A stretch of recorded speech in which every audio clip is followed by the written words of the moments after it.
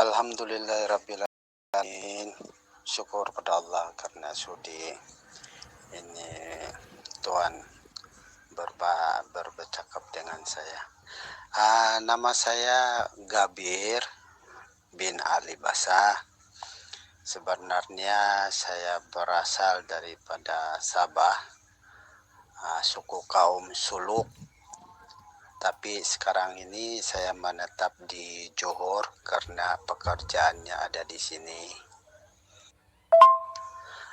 Seperti soalan saya, sekiranya Nur Muhammad yang ada di dalam diri kita menjadi diri batin, dan Nur Allah yang meliputi segala jasad kita ini, apa perlu diperbedakan? Maksud saya diperbedakan di sini, sekiranya saya menunaikan sembahyang, apa perlu diperbedakan? Karena syahadatnya kan ada dua, Tuhan. Seperti asyhadu an la ilaha illallah, aku bersaksi tiada Tuhan melainkan Allah. Wa asyhadu anna Muhammadar Rasulullah, aku bersaksi Muhammad Rasulullah. Jadi dalam pengetahuan saya, dalam kalimat syahadat ini tidak ada bejanya dan tidak ada duhannya. Bahkan Allah dengan Muhammad bukan satu, tapi ahad yang tidak pernah terpisah.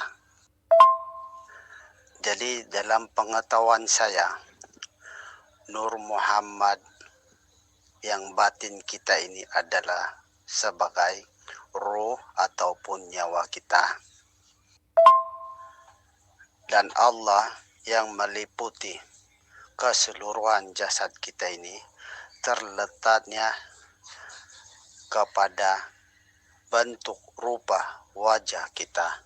Dan begitu juga dengan Nur Muhammad, tidak ada perbedaannya. Apa betul, Tuhan? Dan sekiranya dalam hal ini saya bawa masuk ke ibadat, yakni sembahyang, apa perlu diberbeda-bedakan dua ini, di mana saya menyebut takbir irham Allahu Akbar, maka di situ terjadi yang menyembah dan disembah adalah yang sama.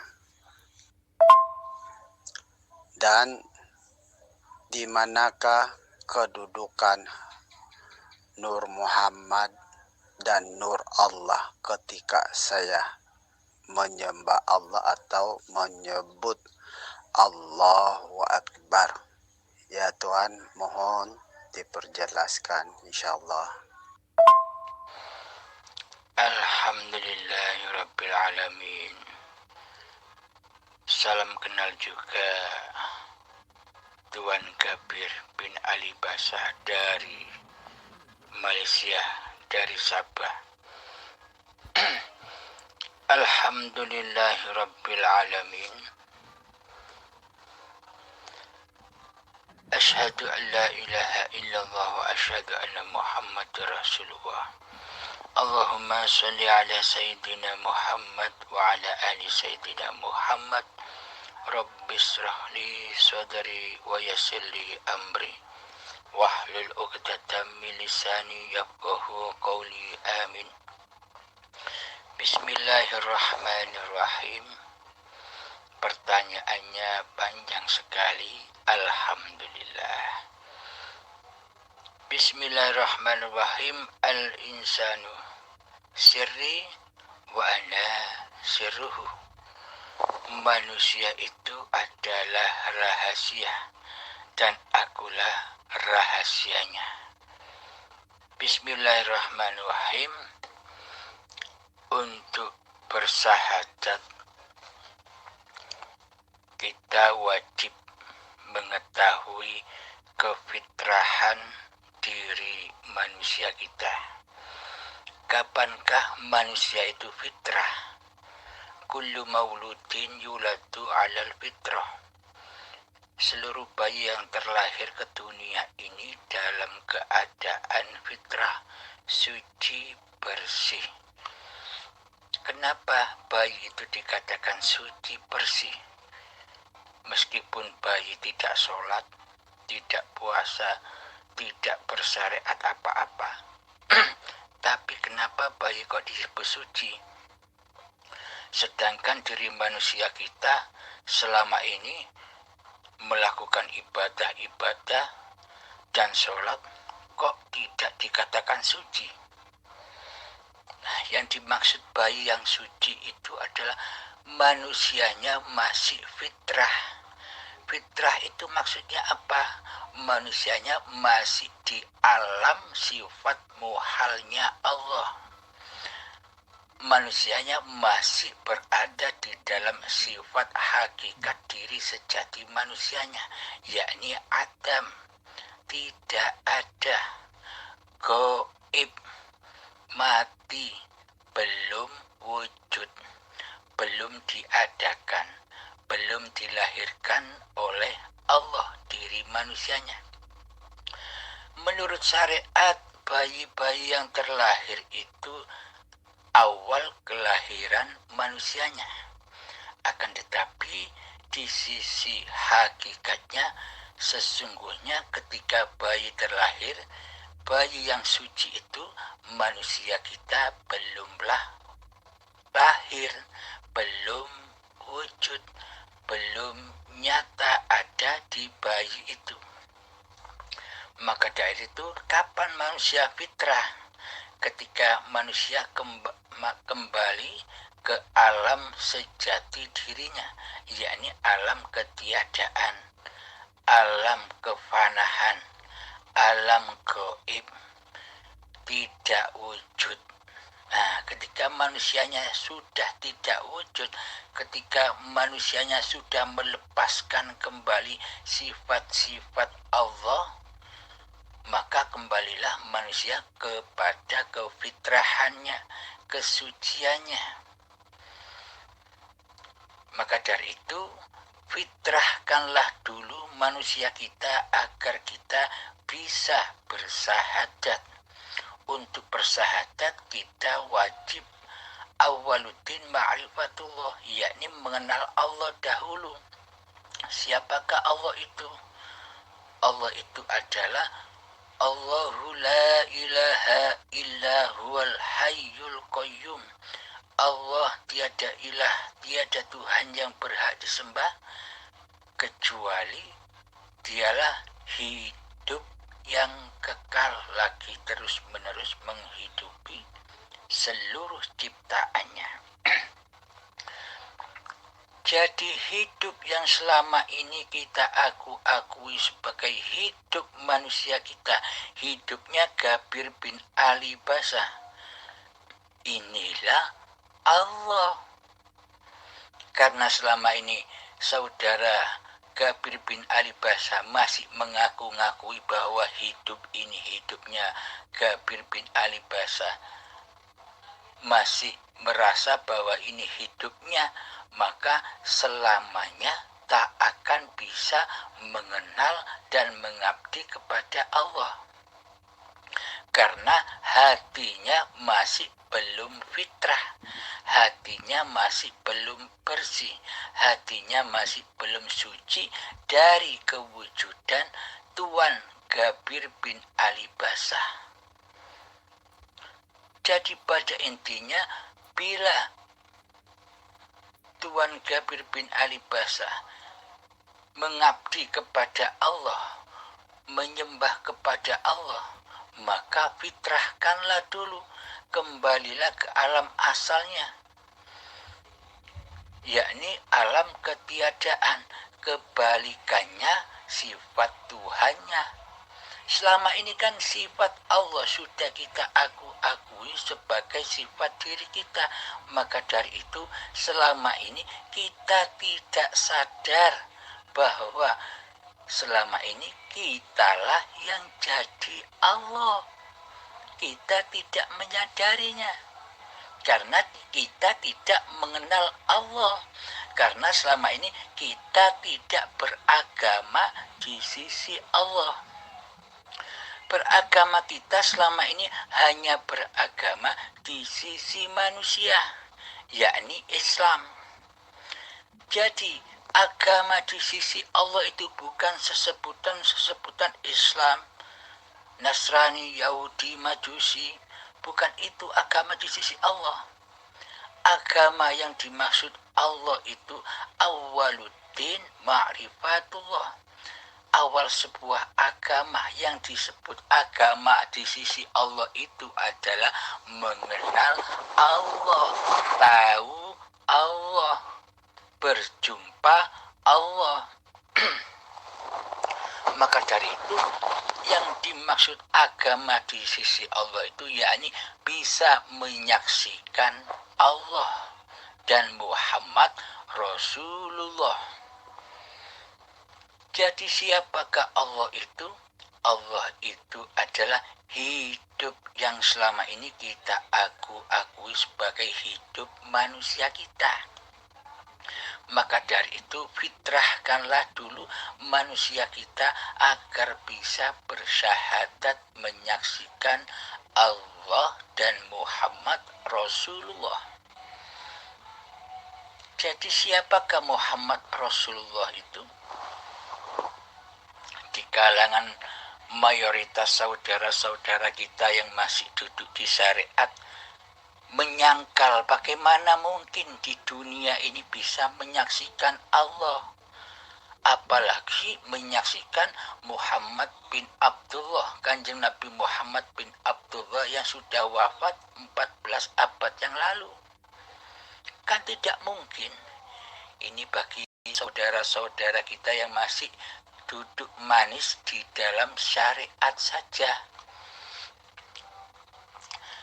Namun bila kita sudah mengenal Allah, maka pasti mengenal Muhammad Rasulullah. Bila hati kita sudah kita fitrahkan kembali dari kewujudan diri manusia kita, dari kehidupan diri manusia kita, dari kekuasaan diri manusia kita, maka pasti hidup ini kembali fitrah bernama Allah.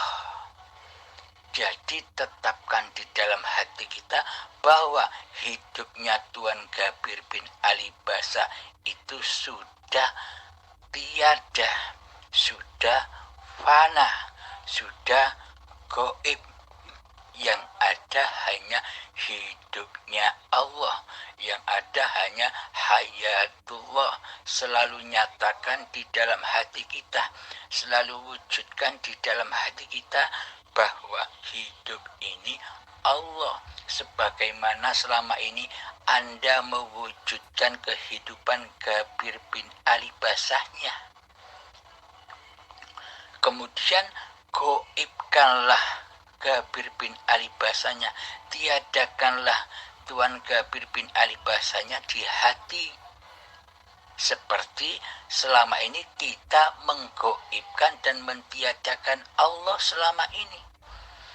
Jadi dibalik, dulu Allahnya goib tak ada di hati, kehudurannya di hati, bahwa dulu yang hadir hanya yang wujud Tuan Gabir bin Ali Basah sebagai penguasa, sebagai Tuhan yang mentuhani hidup dan badan ini. Kemudian tetapkan kembali, fitrahkan kembali Gabir bin Ali Basahnya, tiadakan, fanahkan kembali kepada sifat-sifat muhalnya Allah, kembali kepada sifat kebalikan Tuhannya, bahwa badan ini adalah rahasia Tuhan. Maksudnya bagaimana? Bahwa hidup inilah Allah yang mengutus, yang mencipta, yang membuat, yang memperjalankan badan-badan ini sejak dari tanah hingga menjadi bayi hingga setua ini. Maka dari itu aplikasi di dalam sholat ketika kita berniat usolli fardhu subhi raka'ataini mustaqbilal kiblati adaan lillahi ta'ala, lillahnya. Jadi sebelum niat itu sudah bahwa kita diutus sholat oleh hidup, bahwa badan ini diutus sholat oleh hidup. Ketika Allahu Akbar, nyatakan di dalam hati bahwa Allah lah yang memahabesarkan diri zatnya sendiri. Bila tak ada hidup, apakah ada kalam Allahu Akbar? Siapakah yang memahabesarkan Allah? Di dalam kalimat Allahu Akbar, di dalam takbiratul ihram, takbir yang suci. Nah, di situ Allah lah yang memahabesarkan dirinya sendiri. Jadi saksikanlah bahwa hiduplah yang mengangkat tangan, bahwa hiduplah yang memberdirikan badan, bahwa hiduplah yang mematikan, yang mensedekapkan badan, tangan, bahwa hiduplah yang merukuk sujudkan badan. Nah, badan-badan inilah Muhammad Rasulullah, badan-badan yang diutus oleh Allah.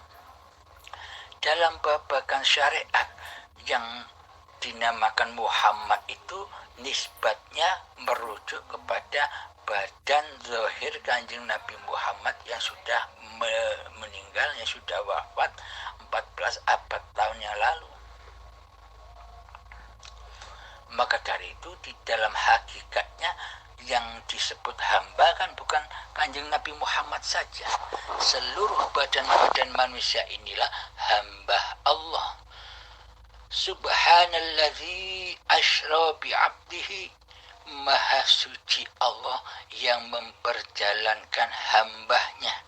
Ini di tatanan syariat diartikan bahwa Nabi Muhammad yang diperjalankan ketika Isra Mi'raj. Akan tetapi kalimatnya di sini subhanalladzi asra bi abdihi, bukan subhanalladzi asra bi Muhammadin bin Abdullah. Kalimatnya bi abdihi, memperjalankan hambanya. Berarti hamba Allah itu seluruh badan-badan ciptaan Allah inilah Muhammad Rasulullah, Muhammad yang diutus Allah, diutus sholat, diutus ibadah, diutus kerja, diutus memasak di dapur, diutus makan, diutus minum, semuanya tanpa utusan dari hidup, maka badan-badan ini tak akan bisa berjalan sendiri. Tanpa utusan hidup, maka badan-badan ini tak bisa sholat, tak bisa beribadah, dan tak bisa beraktivitas apa-apa. Jadi mayat. Maka inilah yang disebut mati sebelum mati. Matikanlah dirimu sebelum matimu.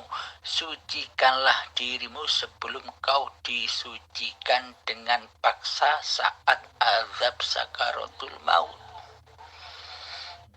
Jadi azab sakaratul maut itu adalah pensucian yang menyakitkan, menggelongkop keakuan diri manusianya, menggelongkop kehidupan manusianya, menggelongkop kekuasaan diri manusianya. Semuanya serba sakit. Diibaratkan kata Imam Al-Ghazali bahwa sakitnya ketika azab sakaratul maut itu seperti kulit dilepas secara hidup-hidup dari daging ini. Sakitnya 1000 kalinya, saking sakitnya. Maka dari itu kembalilah, fitrahkan kembali mumpung masih ada waktu, mumpung ajal belum menjemput. Jadi husnul khotimahkan dulu diri kita Bagaimana caranya? Fitrahkan kembali seperti bayi dahulu, bayi yang suci. Kenapa bayi itu disebut suci? Karena diri kita belum ada, masih goib. Maka goibkanlah, tiadakanlah diri manusia kita di hati kita. Yang ada, yang wujud, yang hidup, ya Allah itu sendiri. Maka dari itu aplikasi di dalam segala aktivitasnya badan, kita selalu menyaksikan hidup. Dan menyaksikan badan inilah yang dipergerakkan hidup, yang diperjalankan hidup, yang diutus hidup untuk beraktivitas. Bila hati kita selalu menyaksikan hiduplah yang mengaktivitaskan badan, maka hawa nafsu, iblis, setan, dajjal sudah terbelenggu, tak bakal mampu memasuki singgah sananya Allah di hati ini. Jadi sesebutan hati, jiwa, nyawa, semuanya itu adalah istilah-istilahnya hidup saja. Sesungguhnya hati itu hidup, nyawa itu hidup, nyawa itu hidup, roh itu hidup. Alhamdulillahirabbil alamin. Semoga penjelasan yang singkat ini bisa memahamkan Tuan Gabir bin Ali Basa dari Sabah. Alhamdulillahirabbil alamin. Bila ada pertanyaan lagi silakan Tuan. Alhamdulillahirabbil alamin. Saya ilustrasikan lagi begini. Baju yang kita pakai, celana atau sarung yang kita pakai, itulah wujud Muhammadnya. Jadi kemanapun kita pergi, baju itu ahad. Tidak bisa lepas dari diri kita. Kita sedang makan, baju ikut gerak seperti makan. Kita sedang berjalan, baju ikut berjalan seperti apa yang kita gerakkan. Jadi gerakan baju dan celana itu bukan bisa gerak sendiri, karena baju dan celana kita pakai. Inilah yang dimaksud al-insanu sirri wa ana sirruhu. Jadi rahasia baju itu adalah diri kita sendiri. Rahasia badan inilah hayatullah. Badan inilah bentuk zahirnya Allah. Hidup itu batinnya Allah. Jadi badan-badan ini adalah bukti bahwa Allah itu wujud. Badan-badan inilah bukti bahwa hayatullah itu nyata.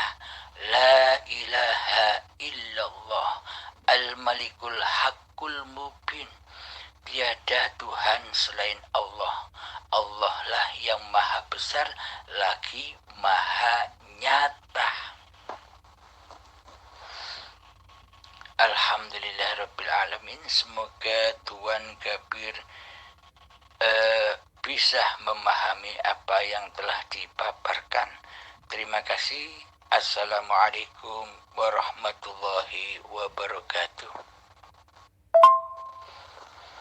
Dan perkenalkan, saya Abdul Halim dari Indonesia, tepatnya di kota Pasuruan, Jawa Timur. Assalamualaikum warahmatullahi wabarakatuh. Waalaikumsalam warahmatullahi wabarakatuh. Ya Kang, terima kasih dengan penjelasannya. Cukup saya memahami. Dalam hal ini insya Allah seperti mana yang saya paham, setelah saya mengabdikan ataupun menyerahkan segala tubuh badan saya kepada yang ampunnya diri batin. Yang ada, yang hadir pada saat itu adalah wajah saya sendiri, namun dianggap oleh saya itulah rahasia batin saya sendiri. Mohon Kang, sekiranya saya tersilap atau macam mana, sekiranya ada penjelasan lagi yang lebih mendalam, sebab setelah saya menyerahkan segala-galanya, apa yang ada pada saya ini adalah kepunyaan Allah semata-mata. Dan disebab itu yang hadir adalah diri batin saya, yakni rupa bentuk saya sendiri. Dalam hal menyaksi dan yang disaksikan adalah sama, tidak ada perbedaan antara yang menyaksi dan yang disaksikan adalah wajah saya sendiri. Dan anggapan saya itu adalah diri batin saya, Nur Muhammad, dan diri batin Nur Allah. Wallahu alam Kang, mohon dijelaskan sekiranya betul. Alhamdulillah, sekiranya tidak, saya tersilap, tolong diperjelaskan lagi. Dan dalam hal ini Kang, semasa saya menyaksikan diri batin saya, maka saya tidaklah terlihat diri zahir saya, yang nyata adalah diri batin saya. Insyaallah Kang. Lagi di dalam penyaksian bukanlah menyaksi yang ada berjauhan, namun ada pada diri saya, sehingga saya dapat meresap ke dalam jiwa saya. Mohon Kang minta penjelasan sekiranya dalam hal ini, dalam pengetahuan saya memang salah dan jauh. Insyaallah Kang. Alhamdulillahirabbil alamin. Saya tidak membenarkan dan tidak menyalahkan. Mohon diresapi ini. Jika yang ada, yang wujud di hati kita masih sayanya hamba, sayanya Tuan Kabir, ini salah. Karena Tuan Kabirnya masih ada, masih wujud, maka Allah pasti gaib. Allah tiada. Ini belum fitrah. Maka fitrahkan dulu, hancur leburkan, fanahkan, tiadakan, dan gaibkanlah sayanya hamba. Ketika sayanya hamba, akunya hamba sudah hancur lebur, maka nyatalah akunya Allah yang sudah tercantum di Al-Quran. Innani anallah, sesungguhnya aku ini Allah. La ilaha illa ana, tiada Tuhan selain aku. Ini kata Allah. Jadi ketika hati sudah aku hambanya sudah hancur lebur, maka yang ada akunya Allah. Simpan di hati rapat-rapat, jangan sampai diungkap di luar hati. Karena bila diungkap di luar hati, maka akan menjadi fitnah, salah. Karena bukan tempatnya. Apalagi disampaikan kepada orang-orang yang belum sampai makomnya, maka akan menjadi fitnah. Seakan-akan Anda mengaku-ngaku diri menjadi Allah. Padahal bagaimana mungkin orang yang sudah duduk di hakikat makrifat ngaku-ngaku jadi Allah? Bagaimana mungkin? Sementara manusianya, aku hambanya sudah hancur lebur, tenggelam di dalam aku hayatullah. Namun sebenarnya selama ini yang ngaku jadi Allah itu bukan ahli hakikat dan makrifat, akan tetapi merekalah yang belum mengenal Allah, itulah yang sebenarnya ngaku-ngaku jadi Allah di hatinya, tapi tidak terasa, tapi tidak disadarinya. Selama ini coba hidup yang ada di dalam diri kita selama ini hidupnya siapa? Kan hidupnya hamba, hidupnya manusia. Padahal hidup itu Allah.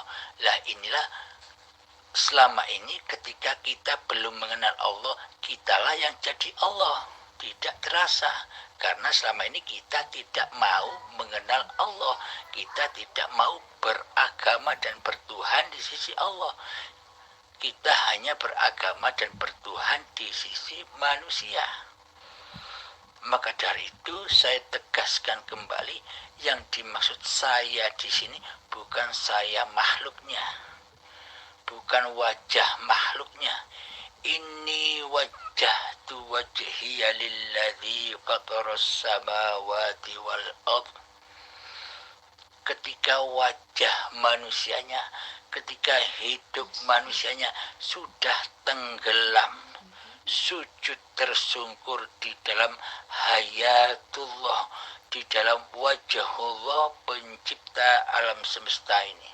Itulah yang dimaksud mengabdi, itulah yang dimaksud sholat. Maka ketika sholat Allahu Akbar, saksikanlah Allah lah yang memaha besarkan zatnya sendiri, Allah lah yang mengangkatkan tangannya, Allah lah yang memberdirikan badan. Inilah yang dimaksud syahadat itu. Tanpa kita bersyahadat, maka tak akan pernah kita bisa menyembah Allah. Dan sekali lagi saya tegaskan, yang dimaksud saya di dalam hati ini bukan sayanya hamba. Hambanya sudah fitrah, sudah goib, sudah fana. Yang ada hanya akunya Allah sendiri. Rahasiakan permata ini. Permata yang selama ini hilang sejak akil balik. Permata yang ketika bayi kita miliki ketika bayi. Permata itu apa maksudnya? Kefitrahan diri, ketiadaan dan kegoiban diri manusianya. Inilah yang dimaksud fitrah. Inilah yang dimaksud mutiara-mutiara ilahiyah. Maka dari itu akunya Allah maksudnya. Saksikan di dalam hati. Karena Allah itu wilayahnya hati. Jangan dikeluarkan dari hati. Demikian Kang Mas. Apa kira-kira ada pertanyaan lagi? Assalamualaikum warahmatullahi wabarakatuh. Waalaikumsalam warahmatullahi wabarakatuh, Kang. Iya, sepertinya memang begitulah. Saya tidak pernah mengaku. Bahkan segala apa yang ada pada saya serahkan pada ilahi, pada Allah semata-mata. Dan tidak ada bukan, hanya kepada Allah. Semasa saya melenyapkan diri saya yang jahir ini, maka nyatalah diri batin saya. Namun bukan maksud saya. Yang hadir adalah nur Allah. Begitu maksud saya, Kang. Bukan bermakna saya masih ada di situ. Sebenarnya apa yang berlaku di dalam dan di luar hanya Allah. Dan saya bukan ada lagi pada saat itu. Insya Allah, Kang. Apa betul? Alhamdulillahirabbil alamin. Sadaqallahul azim. Jika memang begitu, benar. Benar Kang Mas. Benar. Pertahankan itu. Pertahankan itu. Terima kasih Kang Mas. Syukur.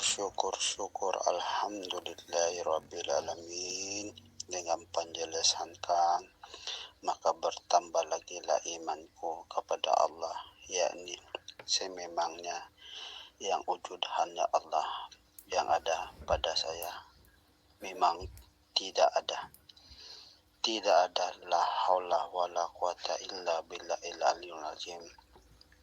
Karena apabila saya sudah menyerahkan segala-galanya kepada ampunnya, maka yang hadir batin bukan saya maksudnya Kang, yakni batin yang sebenar-benar batin diri yang ampunnya. Insyaallah Kang, terima kasih banyak-banyak. Alhamdulillahirrabbilalamin. Mudah-mudahan Kang dipanjangkan umur oleh Allah subhanahu wa ta'ala. Amin ya rabbal alamin.